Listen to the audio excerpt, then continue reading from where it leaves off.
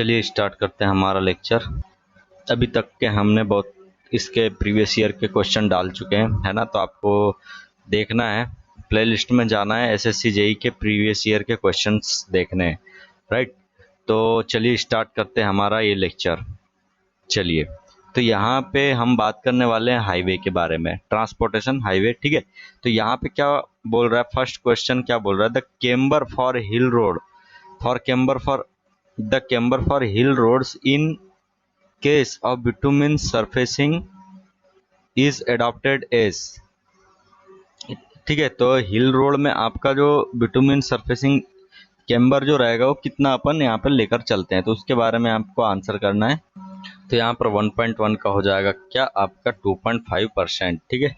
2.5% हो जाएगा the camber for hill roads in case of bituminous surfacing is adopted as 2.5%, ठीक है। ये आपका आंसर यहाँ पर हो जाएगा। आगे चलते हैं अपना, आगे में आपका क्या बोल रहा है, in highway construction on super elevated curves the rolling cell proceed from in highway construction on super elevated curves the rolling cell proceed from, ठीक है। जो हाईवे कंस्ट्रक्शन रहेगा उसमें सुपर एलिवेटेड कर्व्स जो रहेंगे, ठीक है। तो रोलिंग प्रोसीड फॉर्म बोल रहा है, मतलब कि जो रोलिंग हुई वो कैसे प्रोसीड, मतलब ये बोल रहा है ना। तो 1.2 का आपका यहाँ पे क्या हो जाएगा, lower edge towards the upper edge, ठीक है। Lower edge towards the upper edge, सही तो बात है। वन साइड आपका लोअर एज रहेगा एंड अपर साइड आपका अपर एज रहेगा, ठीक है। ये चीज हो गई। आगे चलो बात करते हैं आपका, आगे है the ruling minimum radius of the curve for ruling design speed v, coefficient of friction f, then this, ठीक है। तो उसके बाद में बोल रहा है and super elevation e is given by, तो रूलिंग मिनिमम रेडियस को आपको बताना है, राइट। रूलिंग मिनिमम रेडियस आपको बताना है। तो रूलिंग मिनिमम रेडियस आपका क्या हो जाएगा यहाँ पर, बताओ। ये हो जाएगा ना आपका, जरा देखना यहाँ पे ध्यान से, वी स्क्वायर डिवाइड में आपका e प्लस एफ, ठीक है, और आपका 2g, है ना। तो 1.3 का आपका 2g नहीं g होता है, सॉरी, ये 2g नहीं होता है, g होता है, राइट।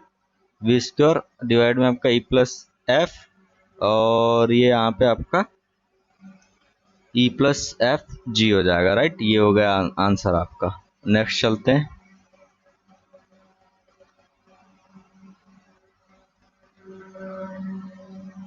चलिए नेक्स्ट 1.4 का देखते हैं।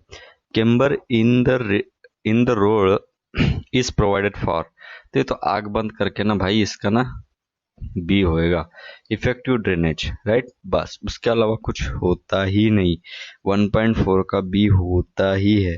1.5 में कुछ नहीं है भाई, सुपर एलिवेशन बोला ना, सुपर एलिवेशन, तो V square by G R तो आता ही है ना। तो ये चीज तो होगी, तो ये आपका आंसर ये वाला हो जाएगा ए। फिर चलते हैं नेक्स्ट, 1.5 के बाद में 1.6 की बात कर लेते हैं। 1.6 ट्रैफिक इंजीनियरिंग के बारे में आ गया। बहुत छोटे छोटे हैं ना, ज्यादा कुछ है नहीं, तो वही चीज अपन फटाफट देख लेते हैं। अब इसमें कई बंदों की कहानी क्या रहती है भाई, हमने तो सब्जेक्ट पढ़ा नहीं है, कैसे करेंगे, ये करेंगे वो करेंगे। भाई ऐसे कई क्वेश्चन है जो बिना इसके ऐसे याद रख के कर सकते हो, ठीक है। और उतना भी टाइम बचा नहीं है, तो इसलिए जल्दी जल्दी कर लो, जिंदगी भरी पड़ी है, करते रहना बाद में। चलिए बात करते हैं 1.6 का। 1.6 क्या होता है, if the stopping distance average length of vehicle are 18 metre and 6 metre respectively, ठीक है। 18 मीटर आपकी स्टॉपिक डिस्टेंस है और आपकी जो लेंथ है वो है आपकी 6 मीटर, ठीक है। Then the theoretical maximum capacity on a traffic lane at speed of 10 metre पर सेकेंड, तो इसको थोड़ा सॉल्व करना पड़ेगा, उसके बाद में आपका आंसर निकल कर आ जाएगा। तो सबसे पहले थ्योरेटिकल कैपेसिटी आपकी होती क्या है, उसका फार्मूला क्या होता है? तो सिंपल है, आपका 3600 डिवाइड में आपका होता है एच टी। 3600 डिवाइड में आपका एच टी ये होता है, ठीक है। अब यहाँ पे एच टी क्या है, ये है आपका टाइम हेडवे, राइट। क्या है, टाइम हेडवे। तो टाइम हेडवे कैसे कर निकालते हो? तो सिंपल है, आपका stopping distance plus length of vehicle, ठीक है। तो 18 मीटर प्लस 6 डिवाइड में आपका क्या होता है, डिवाइड में आपका हो जाता है क्या, जो दिया हुआ है 10 मीटर पर सेकेंड उसकी स्पीड, ठीक है। तो ये हो जाएगा 10। तो यहाँ से आपकी वैल्यू निकाल लोगे, कितनी आ जाएगी यहाँ पे, 2.4, ठीक है। इसको यहाँ से एक डिवाइड कर दो तो आपका आंसर निकल के आ जाएगा क्या, 1500, ठीक है। तो आपका फार्मूला याद रखना है, थ्योरेटिकल कैपेसिटी का कितना होता है, थ्योरेटिकल कैपेसिटी का आपका 3600 बाय एच, ठीक है। थ्योरेटिकल कैपेसिटी का आपका होता है 3600 बाय एच, राइट, ठीक है। ये चीज, अब नेक्स्ट हम आगे बढ़ जाते हैं यहाँ पे जल्दी से, ठीक है। आपको मैं यहाँ पे एक चीज और बता देता हूँ कि हम अपने इस चैनल पे, ठीक है, आईईएस लवर जो चैनल है अपना, ठीक है, इस पे अभी तो हम चल रहे हैं एसएससी जेई के क्वेश्चंस, उसके बाद में हम चलाएंगे यहाँ पे कौन से क्वेश्चंस, स्टेट एई के क्वेश्चन, उसके बाद में चलाने वाले हैं क्या, उसके बाद में हम चलाने वाले हैं आपका गुप्ता एंड गुप्ता वाली बुक, उसके बाद में चलाने वाले मेड जी के टेस्ट सीरीज वाले क्वेश्चन, ठीक है। और फिर उसके बाद में चलाने वाले ईएससी, मतलब यानी कि पूरा भरमार तरीके से अपने इसमें खजाना भरा पड़ा हुआ है। तो आपको हमारे साथ में बने रहना है, देखते रहना है, और वीडियो को लाइक शेयर कमेंट करते रहना है। चलो आगे बढ़ते हैं, जिससे कि हम, उससे होता क्या है कि भाई थोड़ी सी अपने को खुशी मिलती है, और थोड़ा सा वही वो भी, मतलब भाई एक वो भी तो एंगल भी तो चाहिए ना, इतनी मेहनत कर रहे हैं तो कुछ तो अपने को मिले, ठीक है। चलो आगे बढ़ते हैं। अ flyover, a flyover segregated segregates traffic with respect to, a flyover segregate with respect to direction, speed, grade, class of vehicle। इसका आपका आंसर हो जाएगा, तो इसका आंसर हो जाएगा आपका बी, ठीक है, B, grade. Grade, a flyover segregates traffic with respect to grade, right. Grade के हिसाब से आपका फ्लाईओवर क्या हो जाता है, सेग्रीगेट हो जाता है। नेक्स्ट की बात कर लेते हैं, आगे चलते हैं। अभी मटेरियल वगैरह की बात चलेगी यहाँ पे, ठीक है। In CBR test the value of CBR is calculated, है ना। In CBR test the value of CBR is calculated, कितनी वैल्यू का कितनी की कैलकुलेट करते हैं अपन, तो 1.8 का यहाँ पे हो जाएगा डी, ठीक है। 2.5 एंड 5 mm पे अपन ये पेनिट्रेशन देखते हैं। उसके बाद चलते हैं, an aggregate is said to be flaky, is said to be flaky at least dimension is less than, ठीक है। एग्रीगेट होता है आपका, एग्रीगेट में आपको पता ही है कि फ्लेकी होता है, एक निडल शेप होता है, फिर आपका एक होता है आपका राउंडेड शेप, ठीक है। ये तीन चार आपके शेप होते हैं। तो जब फ्लेकी किस कब बोलेंगे, फ्लेकी कब बोलेंगे अपन, फ्लेकी हम बोलते हैं जब उसका जो क्या बोलना चाहिए, डायमेंशन है वो आपकी 3/5, 3/5 mean dimension into mean dimension इतनी हो जाए, तो आपका फ्लेकी में ये हम इसको डिवाइड कर दे, क्लासीफाई कर देते हैं, ठीक है। 3/5 फ्लेकी के लिए 3/5, ठीक है। चलो आगे बढ़ते हैं।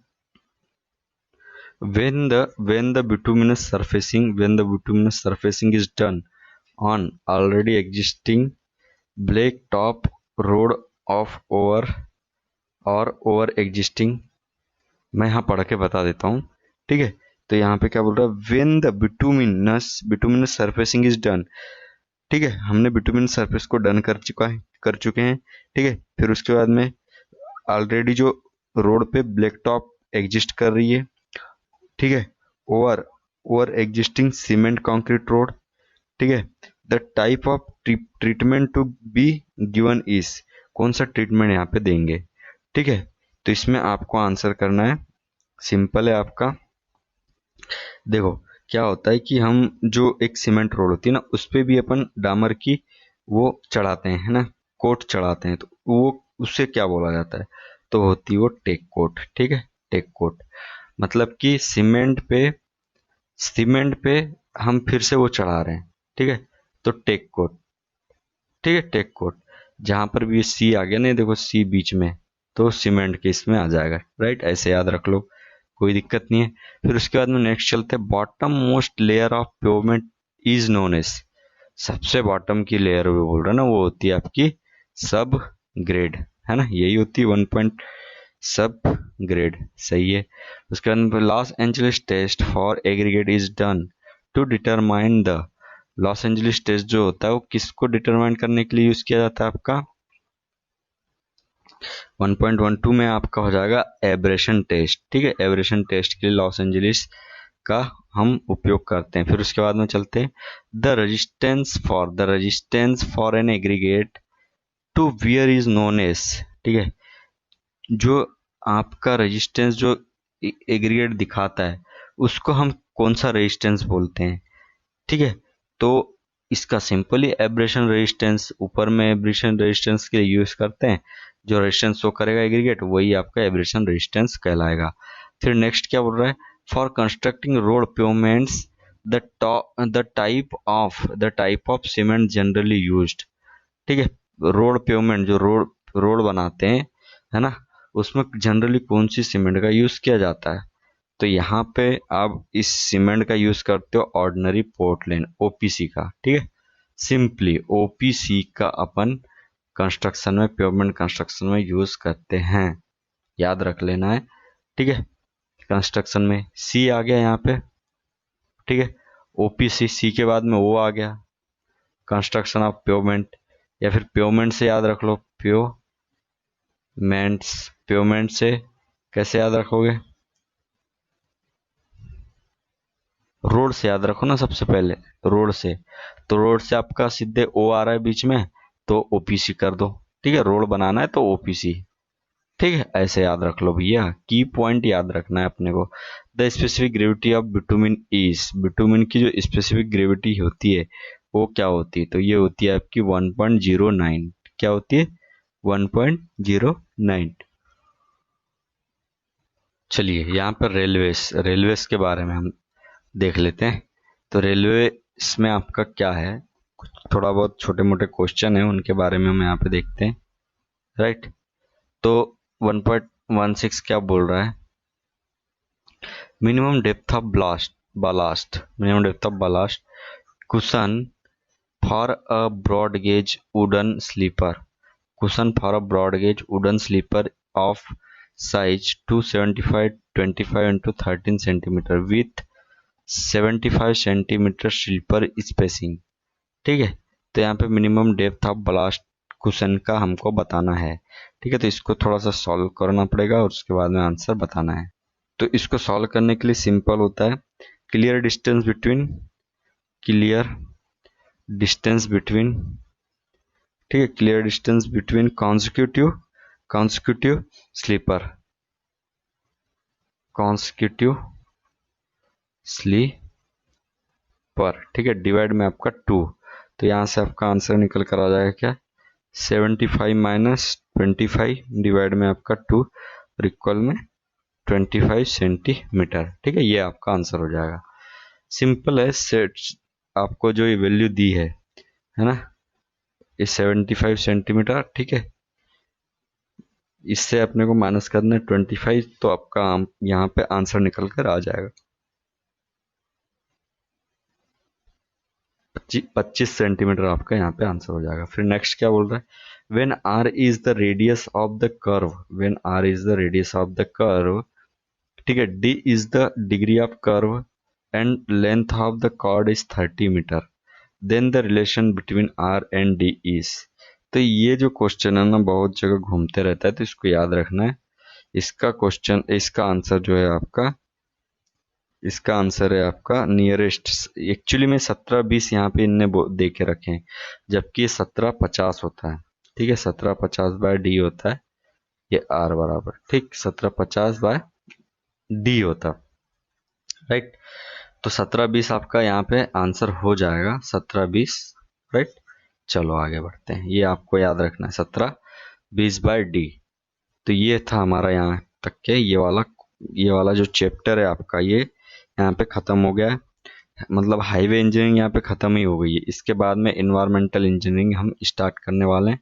ठीक है, तो आपको हमारे साथ में बने रहना है, राइट।